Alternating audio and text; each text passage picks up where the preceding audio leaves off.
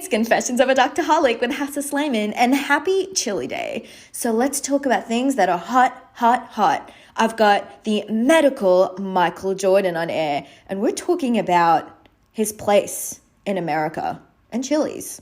Lots of Chili's. Stay tuned.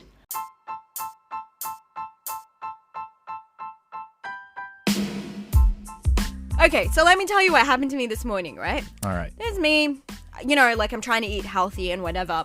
So I had my chicken prepped from the weekend, and I had lettuce, and I was just going to make some like lettuce cups or like a lettuce sandwich. Like I replaced the bread with lettuce. I'm so surprised neither one of those two options were a salad, but okay. Okay. Keep going. I need protein, okay? And my problem with the salad is I have to chop things, and I can't be bothered chopping things. So this is my makeshift protein plus lettuce sort of meal, right? Okay. Anyway, here I go, like, to wash my lettuce, and I see this big critter on my lettuce, and I'm just like, "Ugh." It's like crawling around. And then I was like, oh, it's dead. It died when they were picking it. It started crawling. So this thing was chilling in my fridge for God knows how long. I was mortified. That's off-putting. I mean... Yes, and obviously I chucked my lettuce away. Some people were like, oh, just wash it. It happens all the time. No, I just chucked it away. It's a waste of food, but how can I eat something when I know there's something that was feeding on it before me? Man. Was it one of those where it's like a head of lettuce that's out and you pick which one you want, or like a individually bagged? It was individually bagged. Oh, that's a no-no. I had a grub in my individually bagged lettuce. You might have to blacklist that brand of lettuce from now on. And then I was like, okay, it happens, whatever. I still had some viable lettuce. So, like, I had a whole bunch of lettuce in a bag. Mm-hmm. I removed one piece. I was like, okay. And then the rest of it, I chucked it in, mixed it in with my chicken. I was, like, so happy. I was like, yay, finally get to eat. I was so hungry.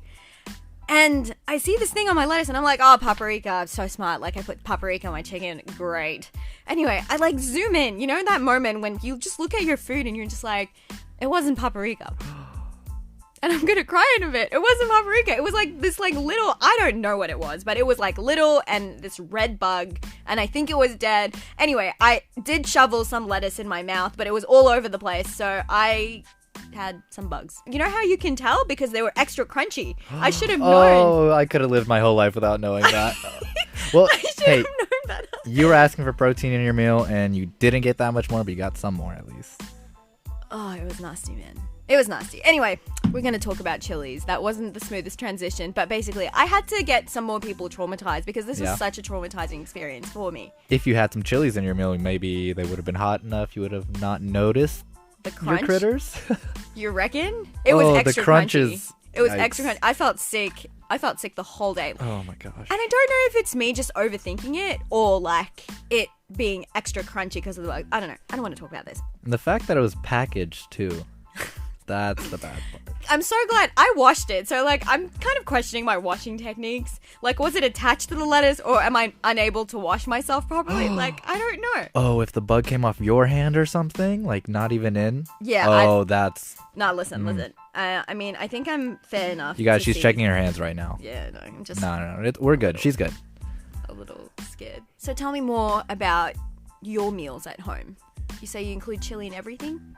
They're all spicy meals. I don't know if there's chili in all of them for sure, okay. But to the point where, like, when I grew up in the house, like, every meal my mom cooked, they would say it tastes bad if it's moro, which means if it's not spicy. Like, there has to be some level of spice no matter what the meal is. Okay. So, how spicy does it get? Do you ever, like, run around? Like a Tom and Jerry moment where you just run around looking for water? Doesn't get that bad, but pretty often... there's beads of sweat on my forehead. Like, it's gonna happen, and I'm not complaining about it because less than that, and I'd probably want it to be a little bit more spicy, to be honest. So you look forward to the sweating sensation? Let's say I look forward to the meal more than the sweating. The sweating's a little gross, but I love it. Fair. I've been reading this article about what chili peppers do to you, and apparently it makes you live longer. I don't know how true that is, but it apparently makes you live longer, according to the British Medical Journal. So the study was conducted in a Chinese Academy of Medical Sciences, and they tracked a bunch of participants, and they saw several years later that the mortality was 10% lower. So I don't know how chili affects how you live. But what I do know, and what I found really cool, was that, did you know they actually measure how hot a chili is? Yeah, they're the strangest units too, honestly. I don't even know how to pronounce it. It's called the Scoville heat units. Have you heard of this? I have, and only because back home in the US, when you get peppers, whether it's jalapenos or a chili or just a bell pepper, they have the units on the wherever the price and the name is. Oh, for real? They have the units, which is that insane. is so is it more expensive if it's hotter? No, I don't think the heat has anything to do with the price, but I think it's interesting because so few people probably know what that is next to it. But they see it all the time whenever they're doing their grocery shopping. So does it have a short form? You know how some units say milligrams, it's like mg.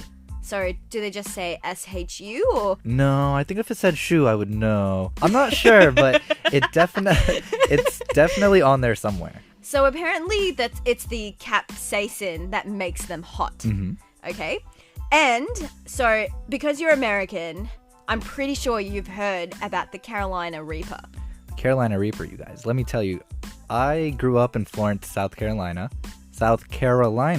and now I live in North Carolina. Okay. This is a local was it because delicacy of the from us, guys. Wait, was it because of the pepper that you moved to the north? No, Okay. Not quite that much, but it's intense. Okay. There are competitions that happen often, and you just see 55-year-old men just sweating and looking in pain. But one of them wins at the end. They end up being the hottest pepper. Have you ever participated in one of these competitions? No, I'm usually in the back with a normal level of spicy, eating some snack at the fair and just watching these people. So, can you tell us more about this Carolina Reaper?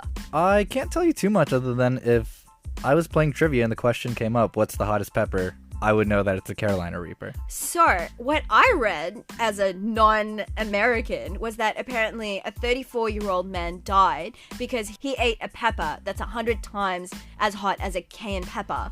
And basically he got thunderclap headaches. And, that's to do with the brain and a subarachnoid hemorrhage. So basically there were several arteries in his brain that constricted.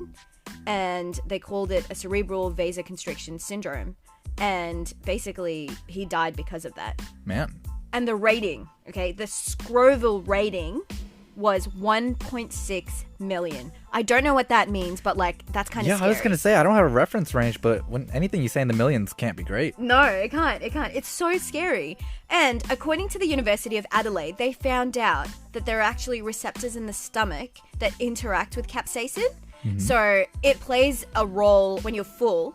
And if you eat something hot, you're more likely to feel full because of these receptors. Oh. I wonder if these fad diets that you read on tabloids know about this yet. Yeah, I think I've read a paper that said people in Indian communities, because they eat really spicy food, they apparently fitter or they are lighter and have lower BMI because of that. I don't know how true that is because I think it's one of those BuzzFeed articles that I read, to be completely honest. Right. But I thought that was really interesting. And there are some other articles that say it can be very harmful for your stomach and esophagus because if it's that hot, capsaicin can also cause inflammation in your stomach and esophagus. So when I say esophagus, I mean the food pipe. So it can cause inflammation in your food pipe and your stomach. And if anything causes inflammation, it causes this burning effect, and that can affect your GI health. Interesting. Yeah, I think it's crazy that someone died from a hot pepper.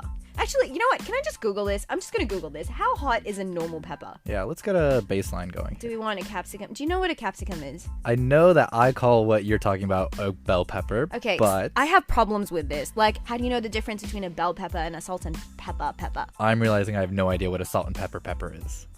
You know, on just your a pepper eggs. with... Yeah, the black sprinkles. Oh, okay. That's salt and pepper, and then a bell pepper is a bell pepper, not just a pepper. Isn't it easy to call it capsicum and pepper? But then you got your green bell peppers, you've got your yellow bell peppers, your red bell peppers. But fewer words if you say green capsicum, a yellow capsicum, or a red capsicum. I think I could get on board, because honestly, capsicum, pretty fun word, rolls off the tongue well. Okay, I like that. I convinced one American to change the word. Let me just Google this. Capsicum. Okay, so a bell pepper or a capsicum is 0 to 100 on the Scoville heat unit. That's like preschool. Yeah. And there's this thing called a banana pepper. Have you ever heard of this? They put it as a topping on sandwiches and pizza back home. Oh, it's a thing? Yeah. What does it look like?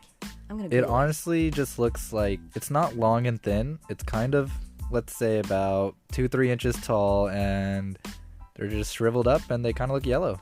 Oh, I call this a chili. I didn't even know it was a pepper. Oh. This is 100 to 1,000 Scoville units. Then there's 1,000 to 10,000 guajillo pepper. Sounds hot. It's a jalapeno. Yeah, that's jalapeno. Gotcha. Yeah, There we go. That makes more sense. Some layperson terms. Yeah. And then 10,000 to 100,000 units is a cayenne pepper or Tabasco pepper. I know that that's probably my limit. I struggle with Tabasco. Yeah, that's ridiculous if the last one was over 1 million. It was 1.6 million. So, like, I mean, I think I'm a basic person. I can't handle hot things. So I think for you, you can probably handle hotter things. Oh, there's a chocolate habanero. I don't know what that is, but that sounds delicious. See, that's how they get you right there. Ooh, and the Carolina Reaper or Pepper X. Oh, it's also called Dragon's Breath. That sounds really cool. That's intense. So it's 800,000 to 3.2 million Scoville heat units. I feel like at that point, not only does it not taste good, your tongue isn't even burning. You're just in full body pain at that point. Yeah, that's intense. Man. Well, good on the people that can do it. I know that Yeah, I will. more power to you. Yeah, I will never do it just because I can't handle it. And also, if someone died from it, probably not the wisest thing to do. It's a little off-putting now. But there you go. Scoville heat rating.